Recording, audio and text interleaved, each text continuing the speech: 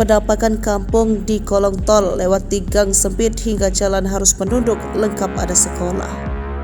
Viral penampakan kampung di kolong tol wilayah Jakarta. Ternyata ada kolong tol yang justru dihuni oleh manusia layaknya sebuah perkampungan.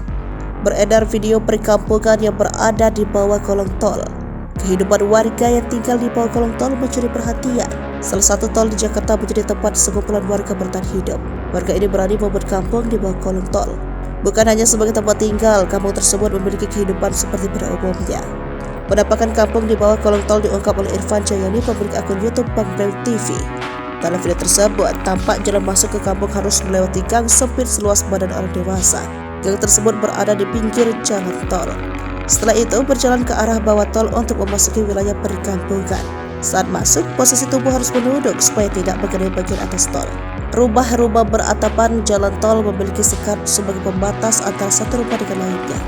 Kehidupan warga di sana berjalan seperti biasa, bahkan beberapa warga membuka warung. Suara bising kendaraan dengan kecepatan tinggi menjadi hal biasa bagi warga. Tampak lebih dari 10 kepala keluarga yang tinggal di sana. Beragam usia warga hidup bersama, mulai dari balita hingga yang sudah tua renta. Kondisi rumah yang ditinggali sudah memiliki fasilitas lengkap, bahkan mendapatkan aliran listrik. Perabot elektronik seperti TV dan kulkas dimiliki warga yang tinggal di sana. Tak hanya itu, warga juga bisa merasakan fasilitas sekolah dan musola.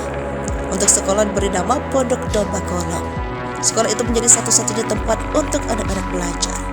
Sementara musola diberi nama Al-Falah, namun masih dalam pembangunan.